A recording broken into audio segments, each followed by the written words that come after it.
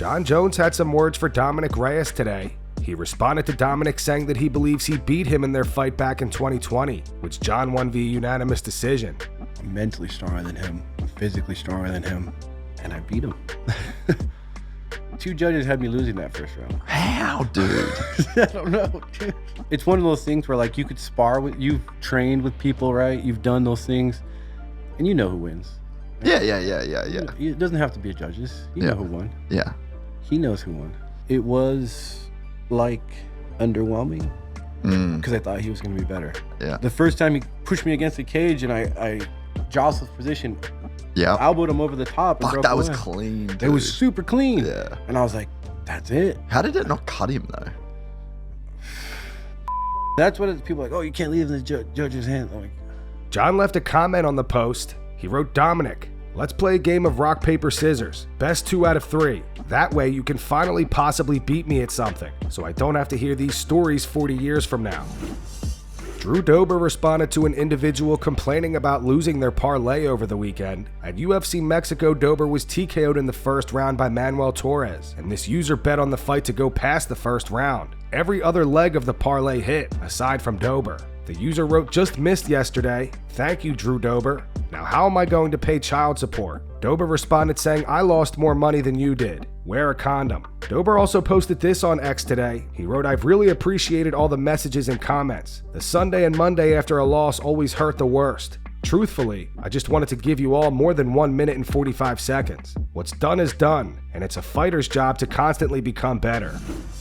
Vince Morales released a statement following his unanimous decision loss to Raul Rosas Jr. Currently on a 3-fight losing streak, Morales expressed uncertainty about his future with the UFC and acknowledges the possibility that the promotion may choose to cut him. So about last night, man, I'm upset. I don't know.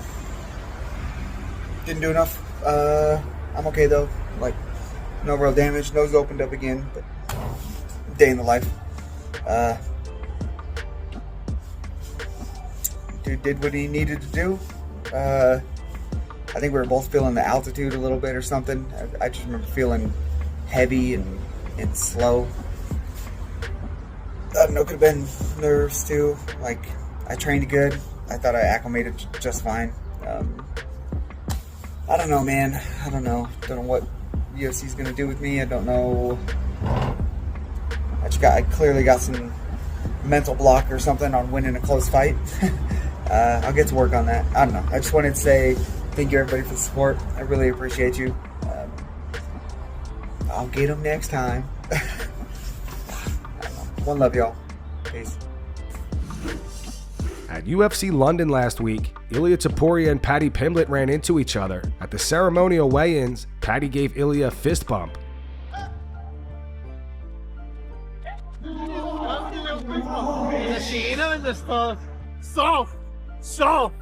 And he let on off. I was staring at him over there, and he looked at me and went, what's all that? Quite funny, as Ilia walked across here, he looked at me, I was looking at him, and he done that. And then obviously on stage, as I walked past him, we both just like laughed and looked at each other. I thought it'd be quite funny to just go, and he went like that on me hand.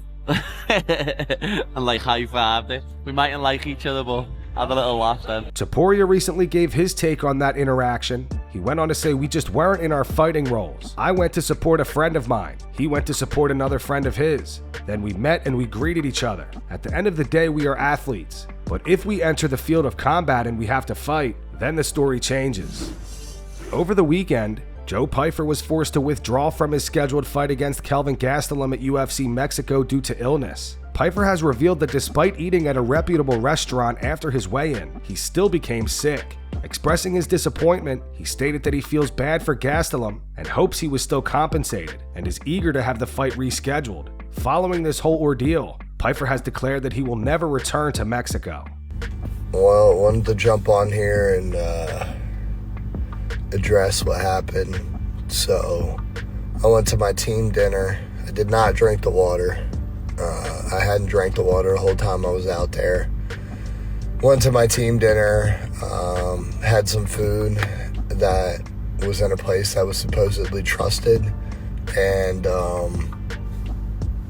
yeah, a couple hours later, I had the runs. I think I at least 10, 11 times. I went from, I think 209 pounds, something like that, as I was still hydrating, down to 194 pounds the morning of, with a puddle that I was sleeping in, a fever, nausea, obviously, like vomit, excruciating stomach pain, and yeah, the doctor didn't find it smart to go and fight.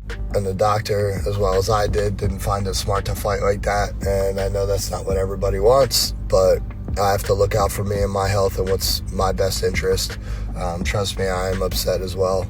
To make that weight, put my body through that, not get paid for it, go out there, spend a bunch of money, bring all my, close friends and family out, and to not be able to perform. It's the first time it's ever happened to me, but I'm not regretful of my decision, and I'm proud of myself, proud of my decision, and I live to fight another day, and what's meant to be is meant to be, and our fight with Calvin was not meant to be yesterday, and it is what it is. So and if you guys are one of those people out there spreading negativity like this hasn't been my whole life or everything that I've worked for, you can blow me. I don't give a about your opinions, and yeah, we march on. So after they called my fight, I hopped on a flight and back home. There's no way. Look, I believe I'm going to absolutely destroy Kelvin when I get the opportunity again, if he accepts and we can run it back. I feel bad for Kelvin as well. I didn't give that man a chance to make his money. I don't know if they'll take care of him or not, but it's never my intention to leave somebody high and dry. We deserve to fight. It's an entertaining fight. It's a good matchup, and he bangs, I bang, and hopefully in the future we can run it back. But sorry to my true fans that were excited to watch me fight. I was in the best shape of my life, and I couldn't wait to fight too. And yeah, man, thanks for all the love that I've gotten. I oftentimes focus on the negative, but I've gotten a lot of positive and a lot of love, and I appreciate you guys. I will be back as soon as I can kick this fever and cold or whatever the I have. I'll be back to training. But for now, it still stings that I didn't get to fight. But the last thing I will address is, I don't care if it's offensive to you. I will never go back to that country. I did everything right. I slept in a tent. I did all this work to still get sick. Some people are saying it wasn't the food, saying I got altitude sickness. I'm not a geographic elevation scientist, but I was told as long as I acclimated, which I did for 2 months, slept in a tent and on the floor, I did everything that I could to prepare. And if that's what altitude and elevation is, that country, I will never fight there again. Hole, not going back. Don't care if that's offensive to you. You're not the one fighting. Suck my balls, literally. Chael Sonnen believes a rematch between Alex Pereira and Magomed Ankalaev would unfold much like their first encounter. He argues that despite Pereira's reported injuries and illness, the fight was not highly competitive and sees little justification for a rematch. Speaking to Submission Radio, Chael said, "I'm a very big Alex Pereira fan, on a personal level, but also his work inside the cage. I gotta tell you, there's nothing within that first fight, whether illness, injury, or a combination of both. There was nothing about that first fight that would lead a reasonable analyst to believe you're going to have a different outcome in the second fight. That first fight was 4-1. It was 4 rounds to 1. It really was not overly competitive. There were some good things done by Pereira, such as stopping takedowns. We didn't know he had this ability. It was a pretty slow pace and there wasn't a lot done. I'm just suggesting there's nothing we saw. Even at a drawn-down, action-packed night, or lack thereof, there's nothing to believe that rounds 6, 7, 8, 9, and 10 are going to be any different. Whatever it is that Pereira is supposed to have learned in that job experience, why would we not believe an equal amount would be learned by Ankalaev?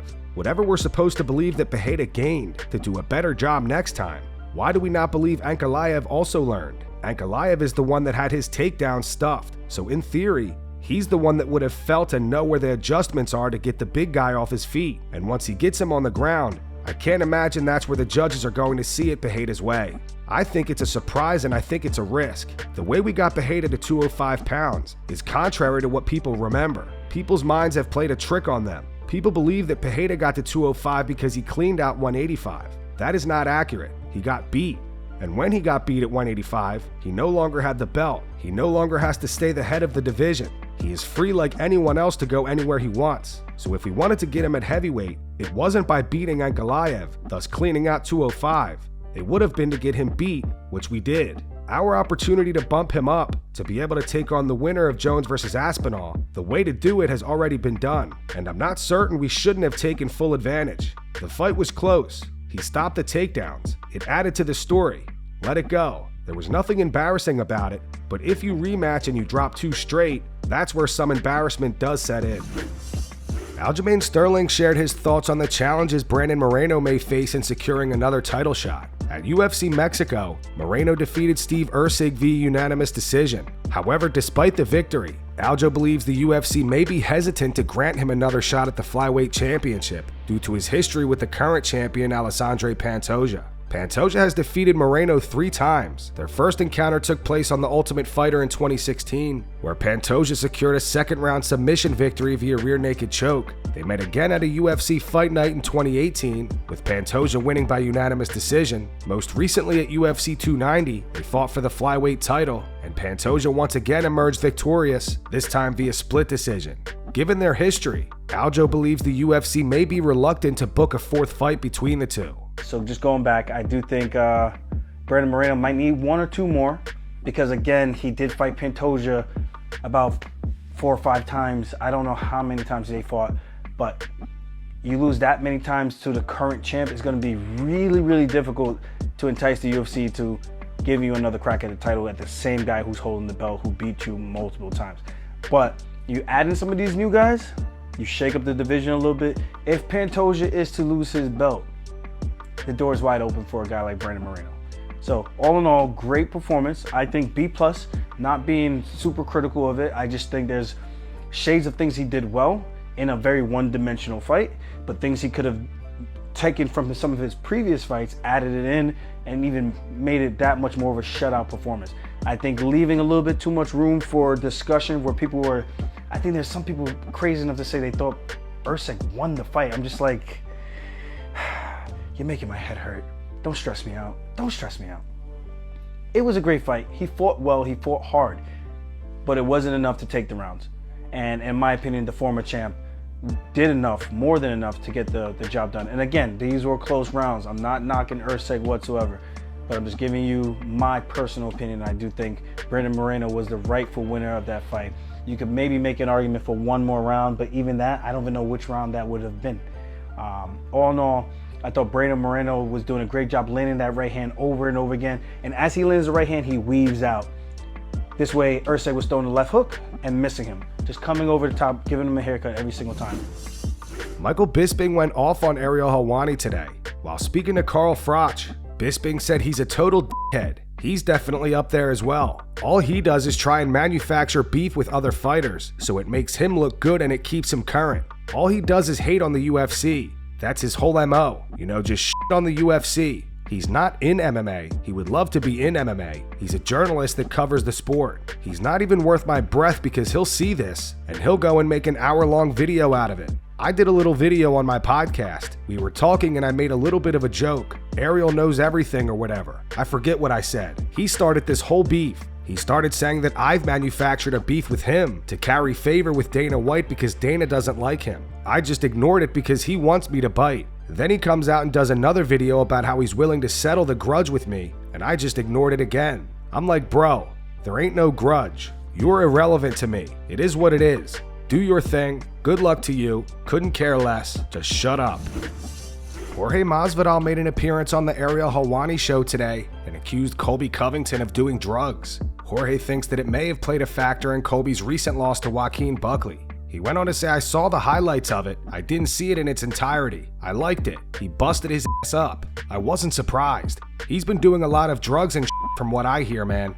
The cardio was God-given ability, the only thing he had, and he snorted it away. Not really surprising. If you want to take a deep dive into him, you can see it in the character, brother. He's a f***ing mess. And that's going to wrap it up for the news. Thanks for watching. For daily MMA news and content, subscribe to Full Mount MMA and click the bell icon to be notified when we post videos. Here are the 3 top comments from last video. The first one's from I'm Extremely Asian. It says Alex Pereira picking flowers. Full Mount MMA. We most definitely must add this to our news update. The second one's from Tyler Pearl 77. It says Rosas Jr. better step his game up. Barely won last night. He won't crack the top 10. And the final one says it's a miracle that this channel for once doesn't talk about Jones versus Aspinall. Those were the 3 top comments from last video. If you want to be featured in the next one, all you have to do is comment down below. And if you missed yesterday's news, click the video on screen right now to get caught up.